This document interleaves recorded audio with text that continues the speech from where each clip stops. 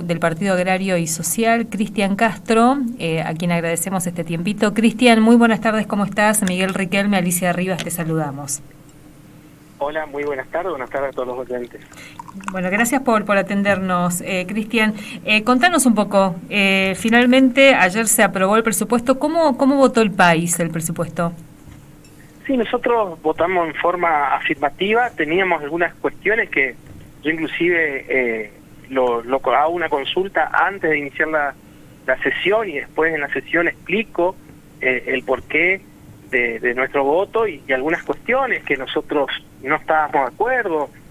También cuando se hizo el dictamen, yo expliqué que tanto el poder legislativo como el judicial prácticamente nos basamos en pautas que establece el Poder Ejecutivo, en eso se hace el presupuesto, y después el Poder Legislativo no modifica absolutamente nada, y menos aún la oposición, si no tenemos la posibilidad de tener injerencia en el presupuesto. Yo creo que para mejorar la calidad democrática deberíamos tener esa cuestión. Y como ejemplo, en la parte de ONG, en donde el gobierno siempre está ayudando a muchas bibliotecas y ONG de toda la provincia, que le den una participación al menos proporcional a los partidos que componemos la oposición, para poder integrar esa lista, decir, bueno, yo quiero que le ayuden a los bomberos de San Javier, a la biblioteca de San Vicente, del Soberbio, donde sea, pero tener esa posibilidad también, no un paquete cerrado que no se puede tocar.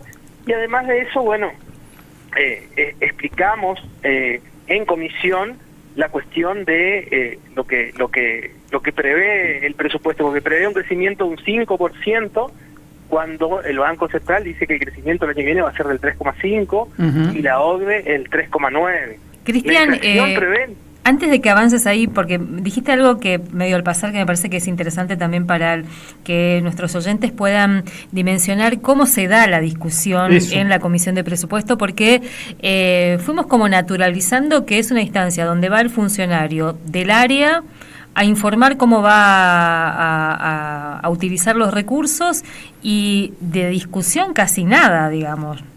No, técnicamente del presupuesto nada, hacen una defensa de la gestión, van y explican cuál es la gestión del año anterior, no, casi ni se toca técnicamente el presupuesto o cómo armaron, y casi todos decían que tenían la pauta esta de un 150% de incremento con respecto. Por eso yo cuando hablo en cámara ayer, digo que técnicamente es un presupuesto gemelo del año 2024, con un incremento de un 150%. En sí, después, si vos mirás el dato final, el presupuesto 2025 es en promedio un 142%, pero casi todos tenían esa pauta de 150%, inclusive el Poder Judicial.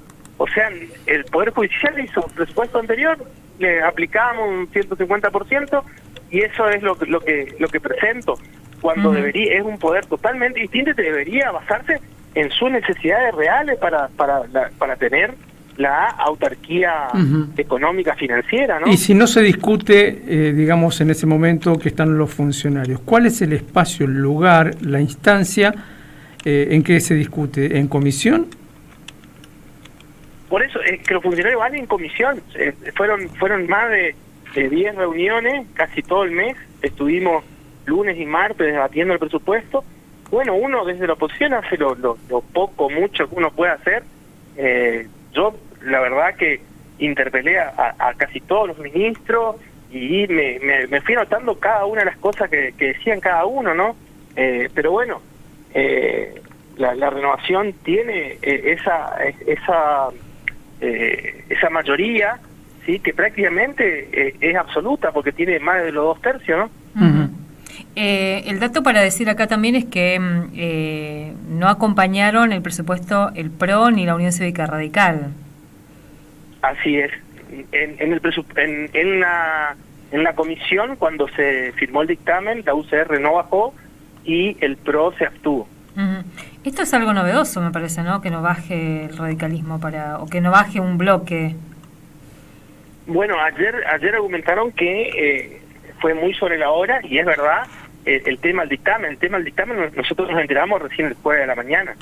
Sí, lo habrán publicado el miércoles a la noche, pero recién el miércoles a la mañana. Yo, por suerte, como te digo, estuve en todas las reuniones y fui anotándome las cosas, entonces cuando debatimos ahí, le expliqué que apoyaba, porque, a ver, entiendo que el presupuesto es la herramienta fundamental del Ejecutivo con el cual se basa para su gestión de todo el año siguiente, y ellos aparte tienen absolutamente los votos necesarios para aprobarlo, por más que nosotros votemos en contra, ¿no?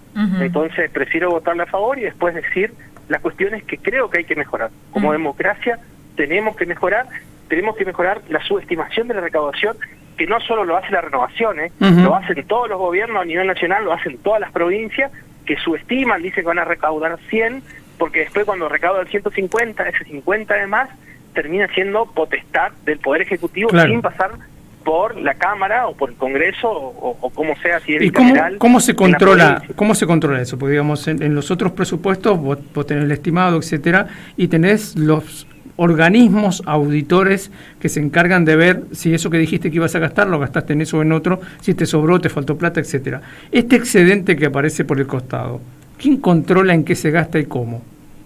No, eso en la provincia de Misiones es el Tribunal de Cuentas, ¿sí?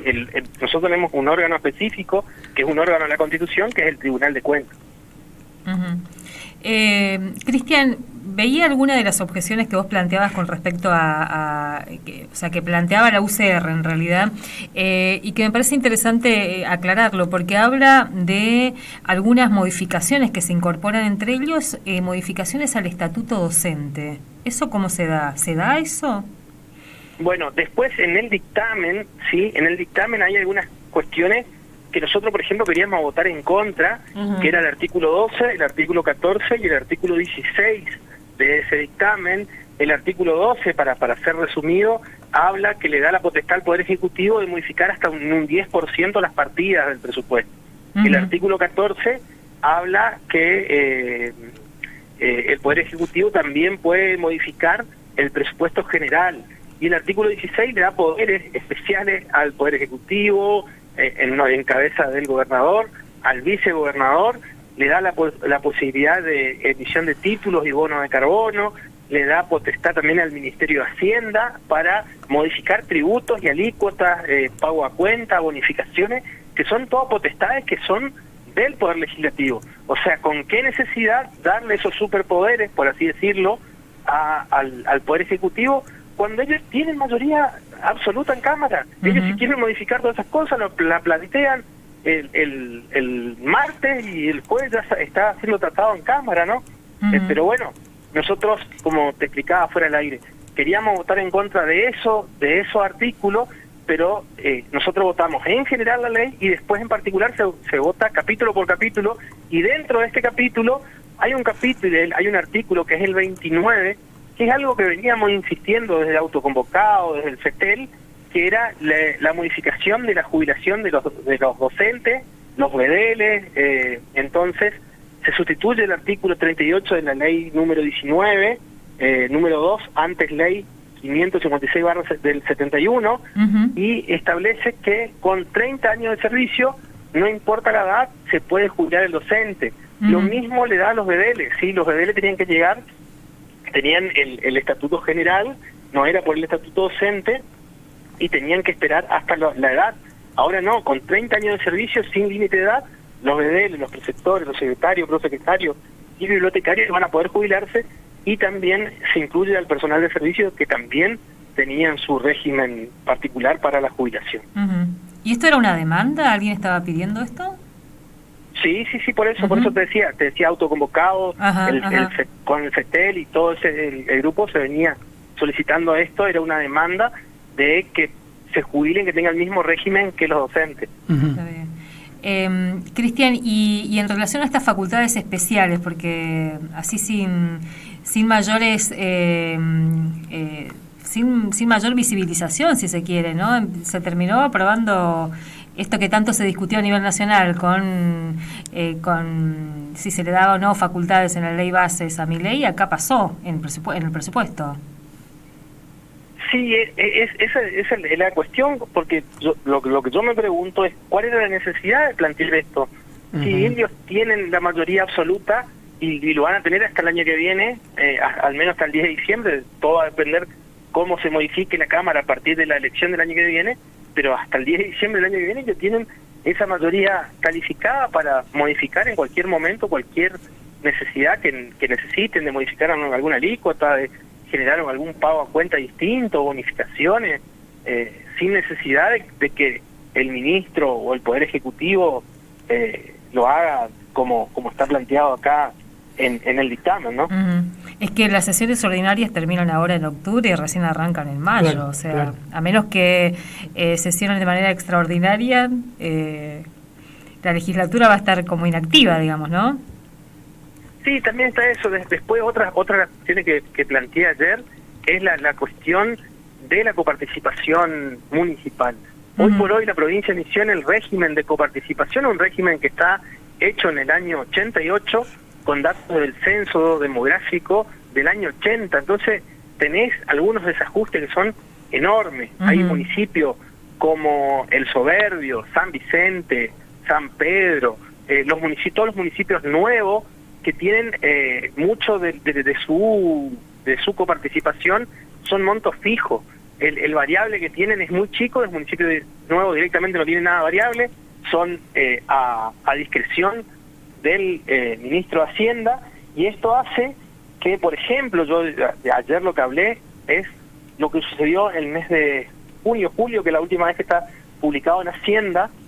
Prácticamente El Soberbio recibe lo mismo que San Javier de coparticipación, cuando El Soberbio tiene un 175% más de extensión territorial, o sea, es casi el más del doble, casi 3 veces lo que es San Javier en extensión. Está bien, tenés mucha zona que es reserva, pero además de eso tenés el doble de población. Claro. O sea que un ciudadano del Soberbio recibe la mitad de coparticipación de lo que un ciudadano de San Javier. Esto que la provincia siempre reclama a Nación, claro, y que yo estoy de acuerdo, porque Misiones es la provincia que menos recibe el noreste, cuando hoy por hoy es la provincia que tiene el peso económico más grande, que tiene la población más grande, y esto data del 94. Imagínate lo que pasa dentro de la provincia, que es del año 88, con datos del censo del 80, y es por eso que estos municipios nuevos, los municipios de lo que es el noreste de la provincia, tienen este desfasaje. Garupá también, claro, se ve muy perjudicado. Garupá es el segundo municipio en población de la provincia y creo que recibe una coparticipación equivalente a San Pedro, es decir, lejos de lo que le toca. Ínfima, pero zafa por regalías de Yacyretá. Siempre zafó Garupá por Yacyretá, que hoy por hoy, cuando Yacyretá no está aportando, ahí empieza a verse que necesita esa actualización, claro, que sea, digamos, por ley, ¿no? Cristian, para finalizar entonces, si uno tuviera que graficar en este presupuesto, ¿cuál es la prioridad que marca el gobierno provincial? Eso. Bueno, la prioridad, a diferencia del gobierno nacional, y en eso uno tiene que resaltar esa cuestión, yo lo dije ayer, tenés el 69% prácticamente, el 70% es seguridad social, sí, es gasto social, en donde la principal partida de eso es educación y cultura, con 747.000 millones de pesos, y salud en segundo lugar con 732.000 millones de pesos, y en tercer lugar bienestar social con 653.000 millones de pesos. Bueno, para seguir después... O sea, fíjate que si vos sumás eso te da más de 2 billones de pesos, 2 billones de pesos, que son miles de millones, y el presupuesto total es 3,1 billón de pesos. Casi el 70%, como decís. Cristian, mil gracias. No, por favor, a las órdenes. Saludos. Ya vamos a estar después con tiempo tal vez mirando qué pasa con los otros sectores. Uno piensa, este año que fue un año, es un año de una crisis muy importante, y todavía sin saber cómo va a desarrollarse esta crisis y las consecuencias en el sector yerbatero, por ejemplo, ¿no? En el sector productivo. Sí, justo hoy estábamos planteándonos la posibilidad, vamos a ver si lo dejamos para el lunes, de hablar con dirigentes del sector yerbatero para ver ¿en qué punto está hoy la discusión de contar con una herramienta propia? Me parece que eso está desestimando cada vez más.